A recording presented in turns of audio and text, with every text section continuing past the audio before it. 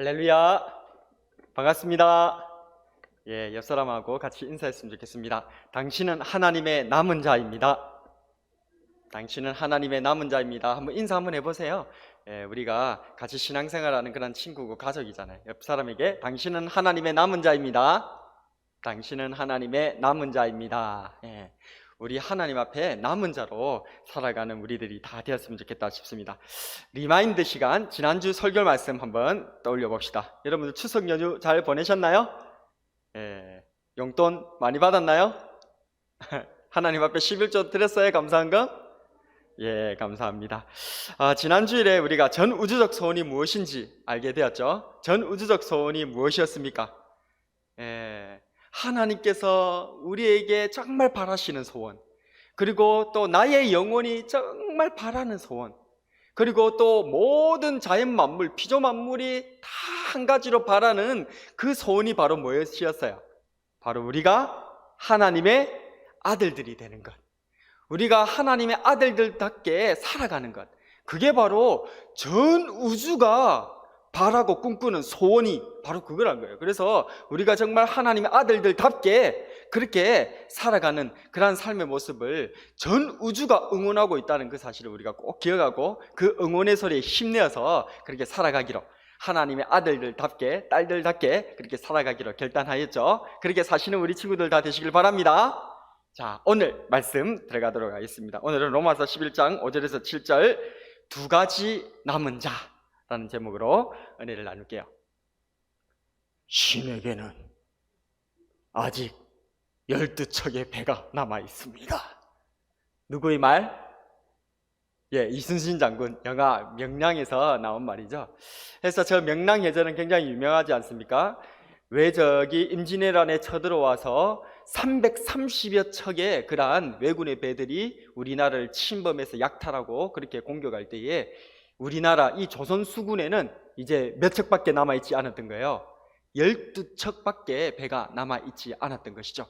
그러나 모두가 12척밖에 안 남았기 때문에 저 330척이나 되는 배에 이 12척이 대체 무슨 의미가 있는가? 모두가 다 이제 12척밖에 남지 않았다. 우리는 그냥 안 된다. 끝났다. 우리는 싸울 필요도 없고 이건 뭐 계란으로 바위치기도 안 된다. 그렇게 전의를 상실했을 때에 바로 이순신 장군은 백의종군에서 다시 삼도 수군 통제사가 되어져서 신에게는 아직 12척의 배가 남아있습니다. 남아있는, 자신에게 남아있는 것이 무엇인지를 정확하게 바라보고 그 남아있는 12척의 배와 함께 울들목에서 전투를 벌여서 결국은 왜군의 330척의 그러한 함대를 경멸시키고 천하 대성을 이루었던 그러한 일들, 그게 바로 명랑해전 아니겠습니까? 이것과 같이 하나님 앞에서도 남은 자가 있다는 거예요. 지금 이순신 장군에게 12척의 배가 남아있었던 것처럼 하나님 앞에서도 남은 존재가 있다라고 얘기를 하고 있어요. 그런데 오늘 성경에 보게 되어지면 두 가지 남은 자가 나와요. 5절과 7절에 각각 나오게 되는데, 그래서 이 두 가지 남은 자가 각각 무엇을 의미하고 또 그것이 우리들에게 어떤 교훈을 주는가 오늘 같이 살펴보도록 하겠습니다. 자, 이 두 가지 남은 자 중에 먼저 첫 번째는 따라하겠습니다. 7,000명의 남은 자. 첫 번째 남은 자는 7,000명의 남은 자를 말하고 있습니다. 5절을 같이 한번 읽어보겠습니다. 시작. 그런즉 이와 같이 지금도 은혜로 택하심을 따라 남은 자가 있느니라. 아멘. 지금 5절에 나오는 이 남은 자는 7,000명의 남은 자인데, 이 사람들이 어떤 사람들이냐? 이 사람들은 엘리야 시대에 남아있는 사람들이었어요. 여러분들, 우리 담임 목사님을 통해서 우리가 계속 엘리야 선지자에 대한 이야기들을 계속해서 설교를 통해서 듣고 있잖아요. 여러분들, 주일 오전 예배 드리는 친구들 한번 손 들어보세요. 나는 주일 오전 예배 드려 1부나 2부 오전 예배 드려요. 오전 예배. 손 내려주시고 아주 귀한 친구들입니다. 우리 박수로 한번. 아주 귀한 친구들이에요. 원래 우리 교단의 헌법상 중고등부 이상부터는 성인 예배, 어른 예배에 드리도록 되어져 있어요. 그래서 그 전에 초등부까지는 그냥 주일학교 예배로 인정을 해주는 거예요. 그것도 이제 아이들을 위해서 예배를 드렸다라는 것으로 인정해 주는 것이고, 중고등부부터는 사실은 어른 예배에 드려야 그게 예배예요. 우리 그럼 중고등부 예배는 뭐냐? 중고등부는 우리 중고등부 나이대에 좀 더 목사님과 선생님들이 여러분들에게 좀 더 적합하고 여러분들의 귀에 들릴 만한, 여러분들의 눈높이에 최대한 맞춰가지고 여러분들에게 포커싱 되어져 있는 그러한 도움을 주는 예배를 드리려고 하는 거예요. 그러나 실제로 여러분들이 정작 예배를 드릴 때는 주일 오전 예배, 우리 담임 목사님과 함께 중고등부 이상부터는 그렇게 예배를 드리는 거예요. 왜 중고등부 이상부터 그렇게 예배를 드리는 걸까요?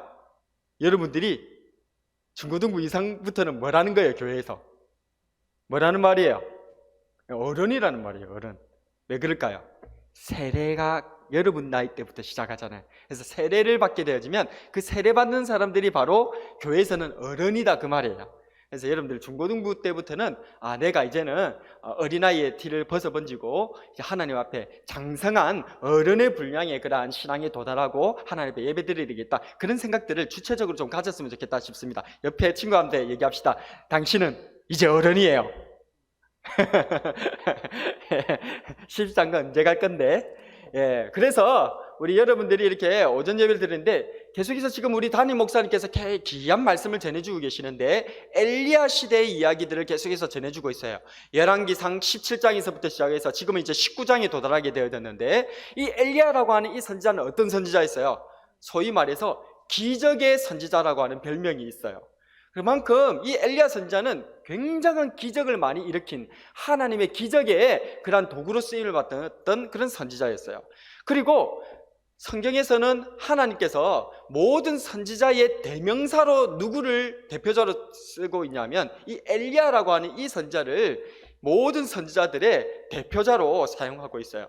그래서 이 엘리야 선지자가 그만큼 아주 중요한 분이거든요. 근데 이 엘리야 선지자를 통해서 하나님께서는 그 시대에 어떤 시대였습니까? 그 시대는 굉장히 어렵고 고통스럽고 이렇게 하나님을 알지 못하는 바알 신앙으로 점철되어져 있는 우상 숭배에 빠져 있었어요. 그래서 그때 당시에 이 아합이라고 하는 왕이 북왕국 이스라엘의 왕이었는데, 이 왕은 하나님을 무서워하지 않았어요.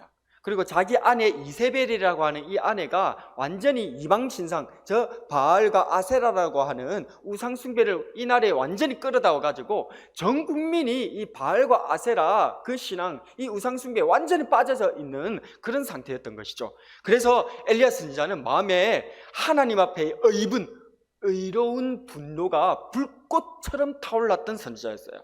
그래서 하나님 앞에 말씀을 선포하면서 그 당시에 우상 숭배하였던 이 모든 시대와 일대 다수로 싸우고 대적하리라, 그렇게 나아갔던 사람이죠. 그래가지고 아방에게 나아가서 하나님의 말씀대로 선포를 합니다. 자, 그렇다면 당신의 그러한 선지자 바알과 아세라 그 850명의 선지자와 나 이제 한 명 남은 여호와 하나님을 하나님이라고 믿고 있는 나 엘리야, 이렇게 850대 1로 갈멜산에서 누가 진짜 하나님이신지를 같이 한번 싸워보자, 겨뤄보자, 그렇게 한 것이죠. 하늘에서 불이 내리는 그 신이야말로 진짜 신이다, 이렇게 해가지고 다 좋다 해가지고 850명의 우상 숭배의 그러한 선지자들과 이 엘리야, 하나님을 믿는 이 선지자가 그렇게 같이 갈멜산에서 기도 시합을 하게 된 거예요. 먼저 이 바알과 아세라 우상 숭배를 하고 있는 850명의 선지자가 자기의 신들에게 막 춤을 추고 뛰놀며 막 별의별 짓을 다 하면서 그렇게 하늘에서 불을 내려달라고 그렇게 기도를 열심히 했어요. 불이 내렸을까요? 안 내렸을까요? 불이 안 내리는 거예요. 그러니까 불이 안 내리니까 이 사람들이 칼로 자기 몸을 갖다가 막 상하게 해가지고 피를 막 철철 내면서 그렇게 아주 잔인하게 그렇게 하면서 막 기도하는 거예요. 빨리 하늘에서 불을 내려달라고, 안 그러면 죽어버리겠다, 그런 뜻이겠죠. 막 그렇게 막 하는 거예요. 그런데 하늘에서 불이 내렸을까요? 안 내렸을까요? 안 내리는 거예요. 그래서 엘리야가 이제 딱 등장했죠.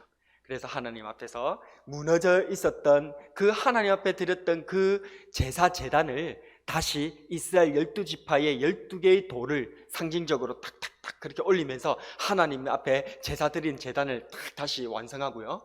그리고 거기에다가 이제 제물을 올려두고 거기다가 물을 갖다가 다시 부어버리는 거예요. 그래갖고 물 부으면 불이 잘 붙어요, 안 붙어요? 안 붙잖아요. 그래, 불 안 붙도록 도리어 더 물을 더 많이 부어버린 거야. 그래놓고는 하나님 앞에 간절히 기도를 했는데 그 기도를 하나님께서 들으시고 하늘에서 불이 우악 내린 거야. 그래가지고 그 제단을 다 태우고 그 돌들을 태우고 그 옆에 아까 물을 붓는 도랑이 있었는데 그 도랑에 물이 찰찰찰 넘쳤거든요. 그 도랑의 물까지도 이 불이 확 다 사글러가지고 핥아버릴 만큼 강력한 불이 하늘에서 확 내리친 거예요. 그러니까 온 그곳에 모였던 이스라엘 백성들이 다 하나님께서 나타나신 것을 보게 됐잖아요. 너무나 놀라운 광경이 일어난 거예요. 그래가지고 그날에 바로 이스라엘 백성들에게 저 바알과 아세라를 섬겼던 850명이라는 선지자가 다 죽임을 당해져 버리고 말았어요. 그래가지고 이제 다 끝났다. 이제 완벽하게 여호와 신앙이 승리하였다. 우리 하나님께서 참신이다. 할렐루야! 드러났잖아요. 그러고 나서 이 엘리야 선지자는 또다시 산 중턱에 올라가가지고 간절히 자기 머리를 다리 사이에다가 가랭이 사이에다 집어넣고 간절히 기도를 했어요. 뭐 때문에 기도했을까요? 그때 당시에 지금 3년 6개월 동안 이스라엘에 비가 한 방울도 내리지 않았거든요. 가뭄으로 극심한 기근이 있었거든요. 비 내리게 해달라고. 이제 하늘에서 불이 내렸으니까 이번에는 물이 내리도록 하늘 옆에 비가 오도록 간절히 기도한 거예요. 하나님께서 그 기도를 들어주셨을까요? 안 들어주셨을까요? 그 기도도 들어주신 거예요. 손바닥만한 구름이 온 하늘을 뒤덮는 그러한 먹구름이 되어져서 일대에 완전 비가 확 쏟아지는 거예요. 하늘에서도 불이 내리고 물도 내리고 하나님의 놀라운 기적과 이적이 이 엘리야 선지자를 통해서 이스라엘에 완벽하게 드러나게 된 것이죠. 우리 할렐루야, 하나님께 영광의 박수를 돌려드립니다. 우리 하나님은 이렇게 살아계시고 능력이 있으신 분이세요.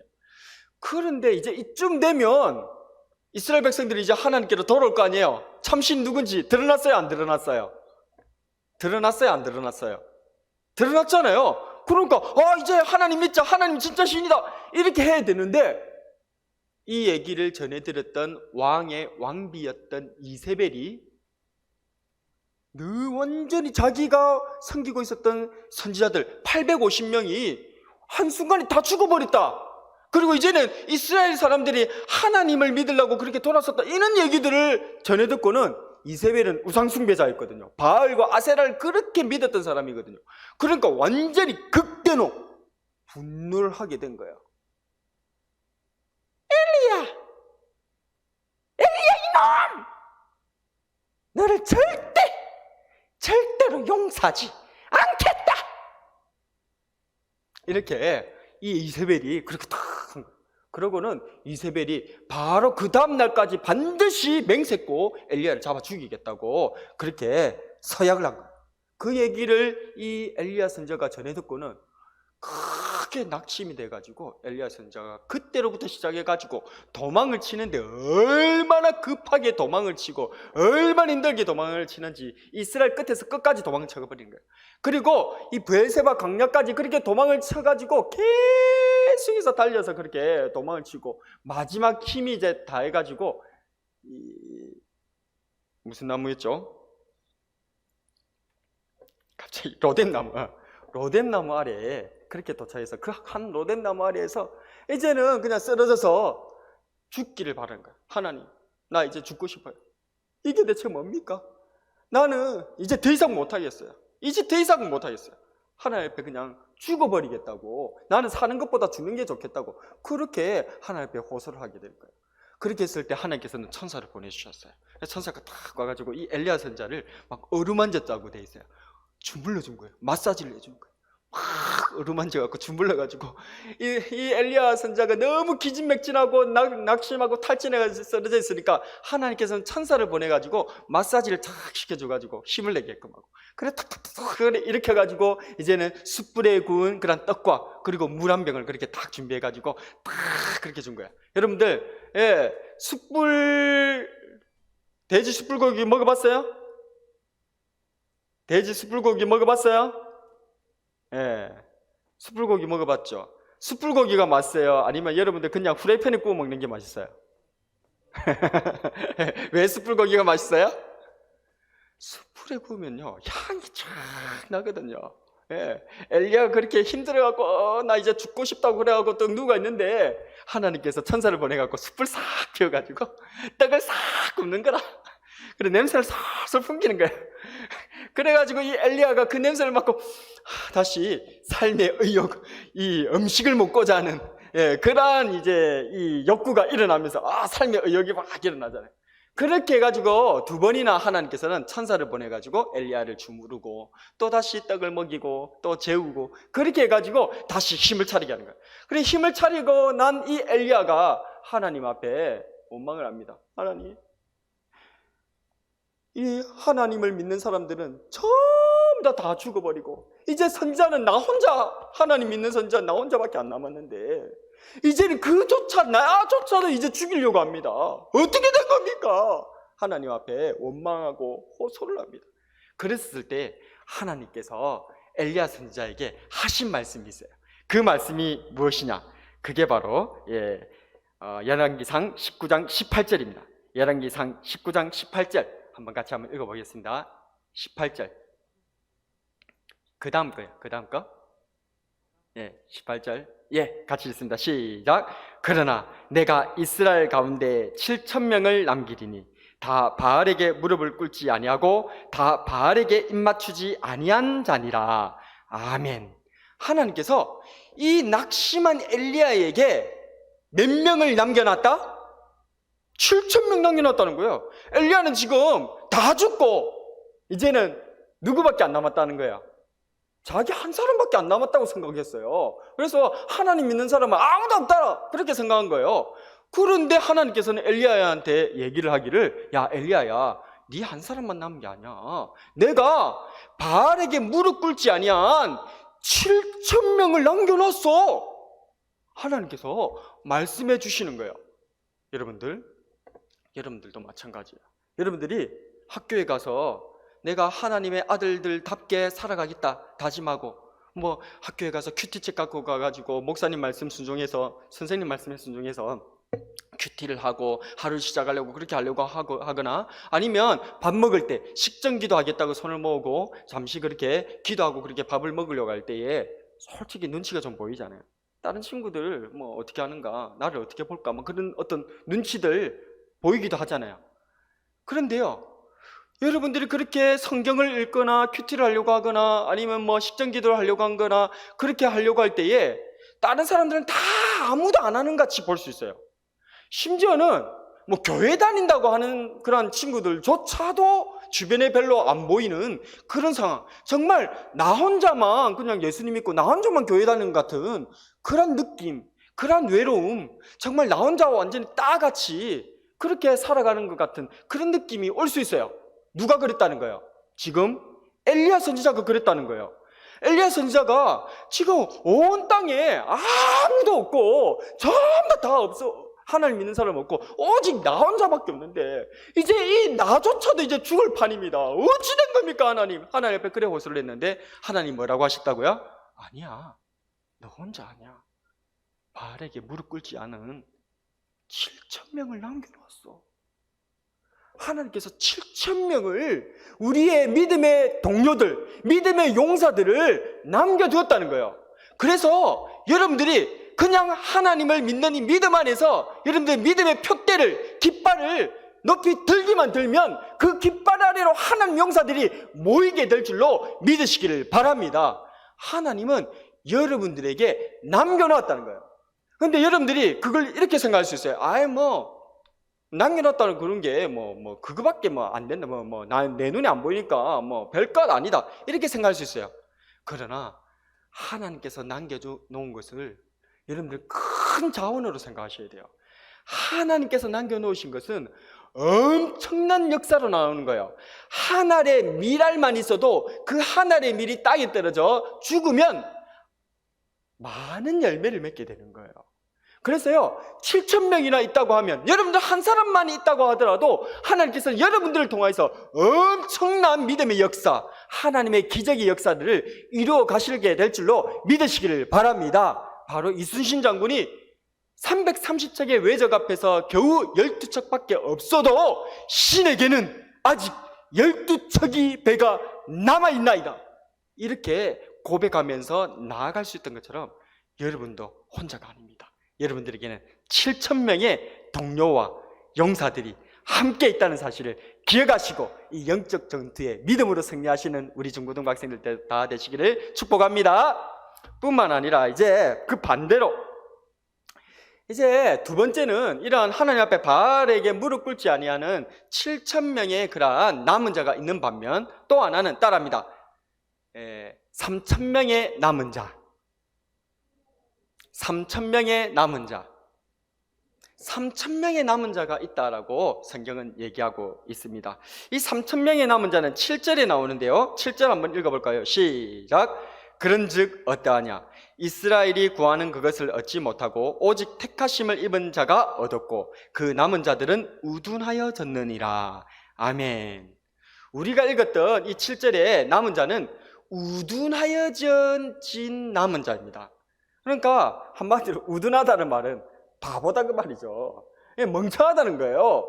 오늘 성경 말씀에 따라서 계속해서 보면 마음이 둔해지고 또 눈이 있어도 보지 못하고 귀가 있어도 듣지 못하는 그런 것을 우둔하다라고 하는데 그것이 한마디로 바보스럽고 멍청하다는 거예요. 하나님께서 보여주셔도 보지 못하는 그러한 존재들, 그게 바로 우둔하여진 3,000명입니다. 그 우둔하여진 3,000명은 어디에 나오는가? 그것은 모세 선생님 시대에 나오는 사람들입니다. 모세 선생님 아시죠? 이스라엘이 400년간 이집트에서 노예 생활을 하고 있었던 그 이스라엘 백성들, 하나님 앞에 호소하고 기도했을 때 하나님께서는 모세 선생님을 보내주셔서 이스라엘 백성들을 출애굽 이집트에서 탈출하고 노예 생활에서 탈출해서 하나님의 자유 백성이 되게 해주셨잖아요. 그래서 그렇게 할 때에 그 이스라엘 백성들을 괴롭게 했던 이집트에 하나님께서는 10가지 재앙으로 징벌하시고 그런 엄청난 기적들을 보여주셨죠. 그리고 또 홍해바다에 가게 되었을 때 그 막혔던 홍해바다를 하나님께서는 또한 동풍을 불어서 쫙 갈라지게 해주시고 마른 땅이 되게 하셔서 이 이스라엘 백성들은 그 기적 가운데 그 갈라진 홍해바다를 마른 땅과 같이 그 사이를 지나가서 이제 광야로 들어서게 됐죠. 광야로 들어섰을 때는 또 어땠습니까? 그 낮에 쨍쨍하게 내려지는 햇볕은 구름 기둥으로 막아주시고 밤에는 또 기온이 너무나 떨어져서 얼어 죽을 수 있는 그런 판에 하나님은 불기둥으로 이스라엘 백성들을 따뜻하게 데워주시고 또 아침마다 먹을 것이 없는 그러한 이 광야에서 눈 비비고 나가면 만나가 그렇게 이슬처럼 온 땅에 그렇게 올려져 있는 거죠. 그걸 그냥 걷어서 먹기만 먹으면 되는 이런 하나님의 기적들이 계속해서 날마다 이루어지는 그것이 바로 광야였고 그 광야에서 하나님의 기적을 수도 없이 체험했던 이스라엘 백성들이에요. 근데 이 이스라엘 백성들이 시내산에 도착하게 되었을 때 모세 선생님은 하나님을 만나 뵙기 위해서 시내산으로 올라가게 되고 그런데 생각보다 이스라엘 백성들이 기다리는 그런 시간들이 기다리고 있었는데 모세 선생님이 늦게 오는 거예요. 그러다 보니까 모세 선생님 안 오시는 거 아닌가 불안해하니까 그들이 이제 어떻게 한 거예요? 금조각들을 다 끌고 모아가지고 그것으로 금송아지를 만들어서 이것이 바로 우리를 출애굽시킨 우리의 하나님이다! 그러면서 그 앞에서 뛰놀며 춤추면서 축제를 벌리면서 제사를 벌리고 막 그랬던 거예요. 우둔한 거예요. 하나님께서 그렇게 기적을 통해서 하나님이 누구신지 살아계신 하나님에 대해서 다 보여줘도 그들이 우둔하여져서 마음이 우둔하고 눈이 닫혀지고 귀가 닫혀지니까 하나님을 제대로 보지를 못하는 거예요. 그래서 그들은 금송아지를 하나님이라고 그렇게 생각하면서 우상 숭배를 저지르다가 결국은 그날에 3,000명이 죽임을 당하게 된 것이죠. 그것은 바로 PPT 12번 출애굽기 32장 28절입니다. 출애굽기 32장 28절 같이 한번 읽어봅니다. 시작. 레위 자손이 모세의 말대로 행하매 이날에 백성 중에 3,000명가량이 죽임을 당하니라. 아멘. 이들은 하나님 앞에 심판을 당해 죽임 당하기 위하여서 남겨진 자 3,000명이었던 겁니다. 7,000명의 남은 자와 3,000명의 남은 자. 오늘을 살아가는 우리들도 이 두 가지 남은 자 중 한 부류가 될 거예요. 여러분들은 어떤 부류가 되고 싶습니까? 하나님 앞에 영광 돌리드리는 믿음의 용사로 거듭나서 준비된 7,000명의 용사로서 서 있고 싶습니까? 아니면 하나님의 심판과 징벌을 받기 위하여서 남겨진 3,000명의 무리 가운데 들어가고 싶습니까? 우리 모두는 하나님 앞에 믿음의 용사, 7,000명의 용사가 되기를 축복합니다. 온 세상이 불신앙으로 가득 차 있고 믿음이라고는 눈 씻고 찾아봐도 보이지 않는 시대에도 하나님의 은혜로 택하심을 받아 7,000명의 남은 자가 있었습니다. 반대로 온 애굽의 심판이 임하고 죽음의 홍해를 건넜고 또 온 이스라엘에 하나님의 구원이 선포되는 기적을 날마다 체험하고도 여전히 우둔하여져서 금송아지를 섬기다가 징벌을 받고 심판을 받고 죽임을 당하는 3,000명의 남은 자도 있다는 거예요. 그러면 이것이 무엇을 의미하고 있습니까? 신앙이 박해를 받는 열악한 환경이라고 해서 멸망당하는 것도 아니고, 그 반대로 모두가 기적을 체험하고 자유롭게 신앙생활을 하고 있는 환경이라고 해서 또 저절로 구원받는 것도 아니라는 거예요. 우리는 자꾸만 우리 환경이 뭔가 우리를 변화시켜 줄 것이라고 생각을 해요. 뭐 코로나 시대니까 뭔가 좀 안 된다, 아니면 뭔가 교회를 핍박하는 그런 시대니까 안 된다, 아니 뭐 우리가 정말 어떤 대통령이, 믿음의 대통령이 한번 나와가지고 정말 이 나라에 교회를 부흥시키고 하나님의 법이 흥하게끔 하면 그러면 정말 교회가 잘 될 거다, 이런 착각이 빠진다니까요. 아니에요. 그런 일은 없어요. 그런 일은 없어요. 왜 목사님이 이렇게 단언할 수 있는가? 그거는 성경을 연구해 보면 역사적으로 계속 그 일을 반복해 왔어요. 그런 일은 일어나지 않습니다. 결코 그런 일은 안 됩니다. 만약에 제가 말했던 어떤 뭐 환경이 우리나라에 그냥 정말 믿음의 훌륭한 대통령이 나와가지고 이 나라를 잘 다스리면 이 나라가 정말 훌륭하게 되지 않겠나, 교회가 흥왕하고 하나님께 영광 돌리지 않겠나, 이렇게 생각하는 것이 만약에 맞다면 예수님이 잘못된 거예요. 예수님께서 이 땅에 오셔서 그러면 우리에게 진짜 왕이 되셨어야 되는 거예요. 정치적인 왕이 돼가지고 우리를 다스렸어야 되는 거예요. 근데 예수님 그걸 안 하셨잖아요. 금을 도로 칼집에 찢고자 넣어라. 금으로 흥한 자는 금으로 망할 것이다.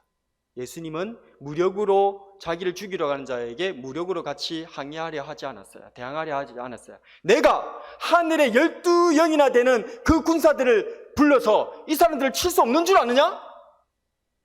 우리 예수님 그런 능력이 없어서 그렇게 한 게 아니에요. 그냥 다 받아들였었어요. 그리고 우리 예수님 뭘 하신 거예요? 십자가에서 그냥 죽으셨어요. 그리고 3일 만에 부활하셔서 믿음으로 이루어지고 사랑과 용서로 이루어지는 하나님의 나라를 원하셨던 거예요. 그러니까 여러분들이 혹시 그런 생각을 가지고 있다면 그는 처음부터 잘못된 생각이에요. 하나님은 그런 걸 원하지 않으세요. 그런 것이 만약에 이루어진다면 왜 유다 나라가 망해요? 하나님 나라인데. 그럼 망하면 안 되는 거예요. 유다인들이 그렇게 생각했어요. 그런데 그건 망해버린단 말이에요. 예루살렘은 절대 무너지지 않을 거라고 생각했어요. 하나님의 성전이 어떻게 무너져요? 그런데 무너뜨려 버렸어요, 하나님은. 그럼 하나님이 죽으신 거예요? 아니라는 거예요. 여러분들의 생각 자체를 완전히 뜯어고치세요. 이제는 그런 생각이 아니에요. 그런 것들은 하나님께서 가르치시는 그러한 교훈이 아니에요. 우리 하나님은 은혜로 믿음으로 말미암아서 감사하는 하나님의 백성들이 이루어지기를 원하고 계셔요. 할렐루야.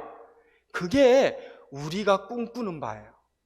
그래서요, 억지로 강제로 하는 것 하나님께서 얼마든지 하실 수 있어요. 그러나 하나님은 그걸 원하지 않으셔요. 그래서 정말 어려운 길을 지금 택하고 계시고, 그래서 우리의 자발적으로 우리의 마음의 감동으로 감사하는 마음으로 하나님께 나오게 하기 위해서 하나님의 하나밖에 없으신 우리의 구주 예수 그리스도께서 십자가에서 우리 죄를 대신 뒤집어 씌시고 돌아가 주신 거예요. 그렇게 하면 우리가 감동해서 감사해서 하나님 앞에 사랑으로 나올 수 있도록 하기 위해서 하나님은 그걸 원하시는 거예요. 하나님은 억지로 여러분들에게 그것을 원하시는 분이 아니시다는 거예요. 구원은 오직 하나님의 은혜에 달려있는 줄로 믿으시기를 바랍니다. 한번 따라해 볼까요? 구원은 하나님의 은혜에 달렸다. 은혜에 달린 거예요. 하나님께서 은혜로 이 모든 것들을 베풀어 주시는 거예요. 유대인들은 이것을 알지 못했어요. 그들은 자신들의 종교가, 혈통이, 역사가 자연적으로 구원에 이르게 해줄 줄로 생각했어요.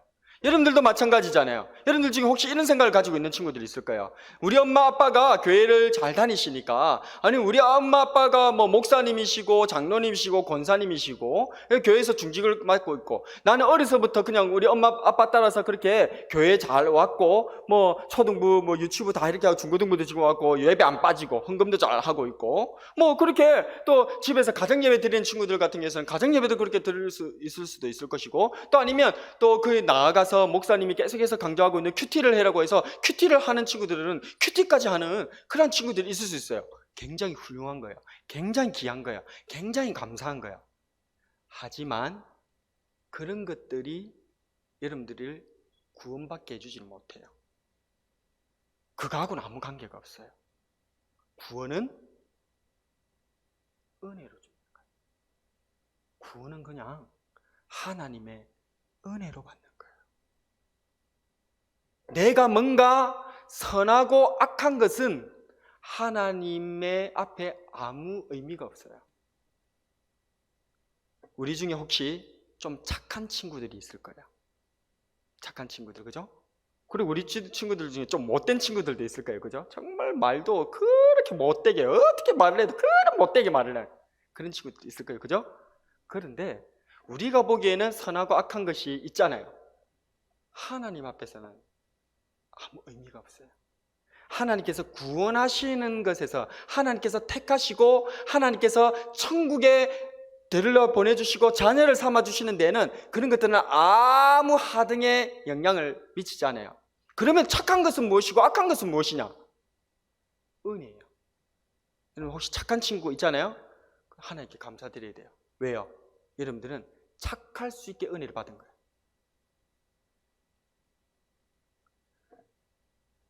목사님이 목사님이잖아요.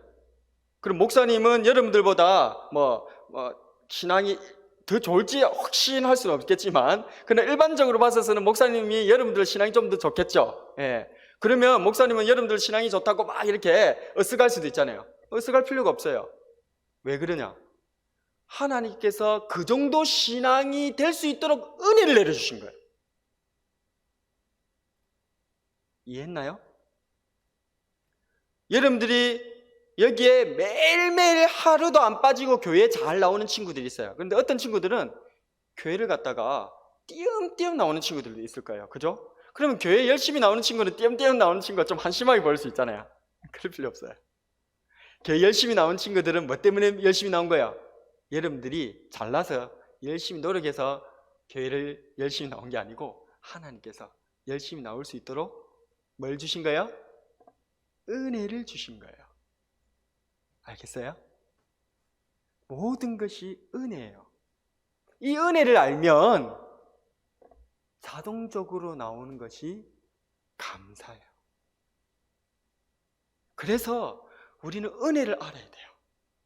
오늘 지금 목사님이 여러분들이 하면 목사님 여러분들이 자꾸만 자식같이 보여요. 아들 딸로 보이거든요. 그래서 아빠라고 자꾸 이렇게 하려고 그러는데, 여러분들 이게 정말 하나님의 은혜를 알 필요가 있어요.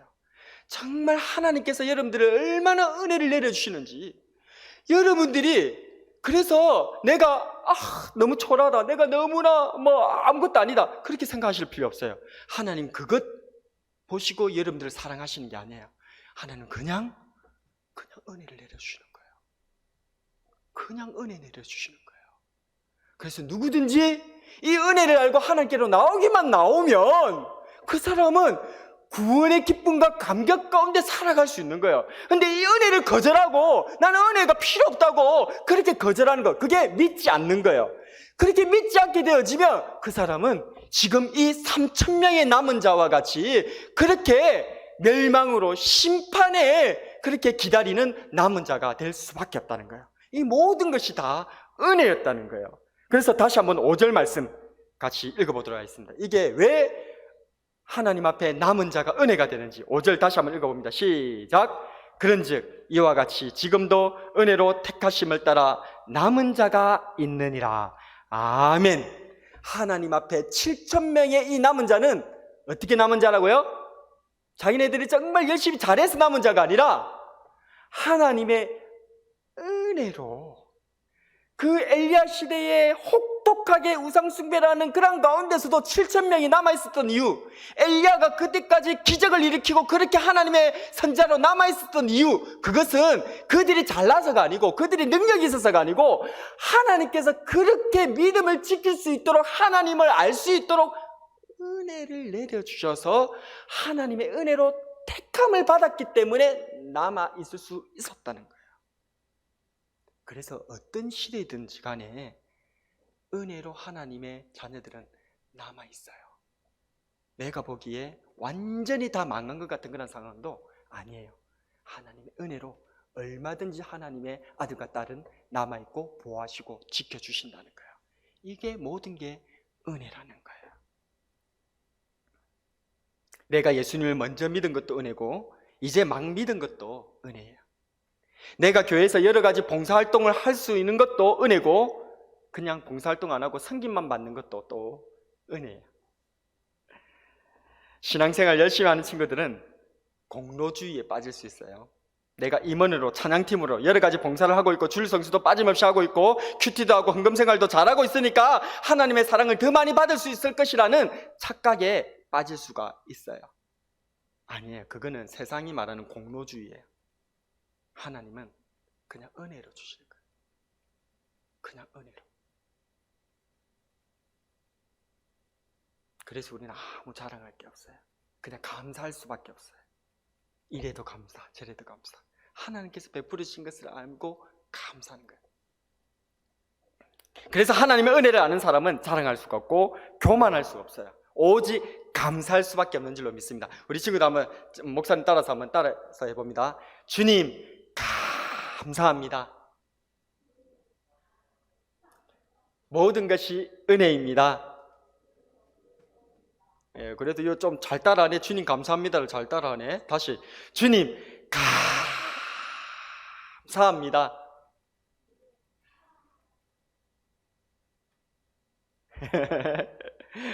길게 감사하는 거는 원래 중고등부 때 잘 따라 못해. 따라해라고 해도 따라 못해요. 왜 그런 줄 아세요? 하나님의 은혜의 깊이를 많이 못 느끼기 때문에 그래요. 이게 무슨 뜻인지도 모르기 때문에 감사합니다를 못해요.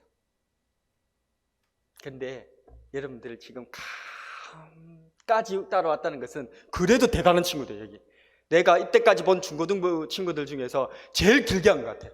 예, 우리 박수 한번 쳐줍시다. 예. 은혜를 아는 친구들이야. 예.